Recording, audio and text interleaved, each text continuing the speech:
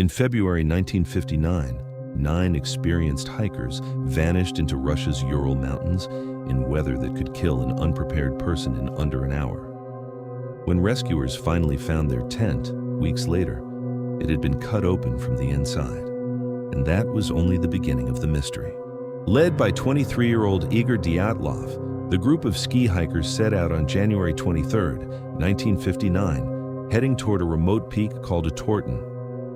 All 9 were experienced outdoorsmen and women from the Ural Polytechnic Institute, the kind of trip they'd done a dozen times before. Their plan was simple: reach the summit, then send a telegram home. They never sent it.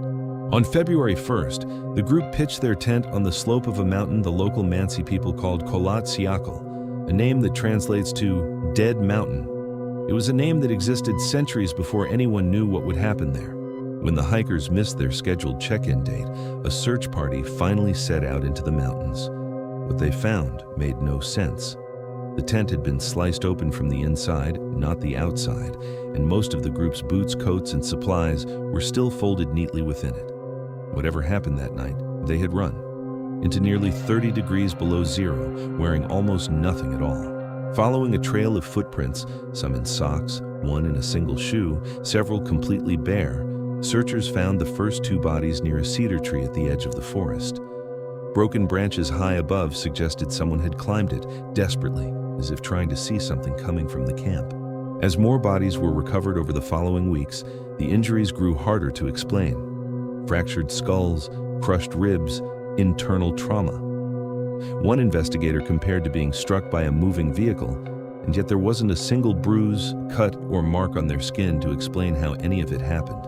One of the last bodies recovered, a young woman named Lyudmila Dubinina, was missing her tongue and both eyes. Elevated radiation was later found on some of the group's clothing. No official explanation was ever given for either discovery. Soviet investigators closed the case within months, blaming an unknown compelling natural force, and said nothing more. The files were sealed. The mountain itself was closed to hikers for 3 years. For decades, no one outside a small circle of officials knew what was actually written in that report. In the decades that followed, theories multiplied by the dozen. A secret weapons test, a covert military operation gone wrong, infrasound-induced panic, even cryptid encounters in the surrounding forest. Amateur investigators built entire careers trying to solve what the Soviet government never fully explained. In 2019, Russia reopened the case. A year later, using computer modeling, investigators proposed a rare, delayed slab avalanche, one that could explain the tent, the injuries, even the panicked flight. It's the most scientifically credible explanation to date. It still doesn't explain everything. Kholat Syakhl had been called Dead Mountain by the local Mansi people for hundreds of years before 9 hikers ever set foot on it.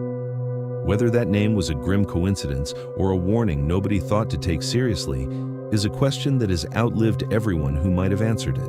If this story unsettled you, subscribe for more real documented mysteries and tell me in the comments which theory you believe.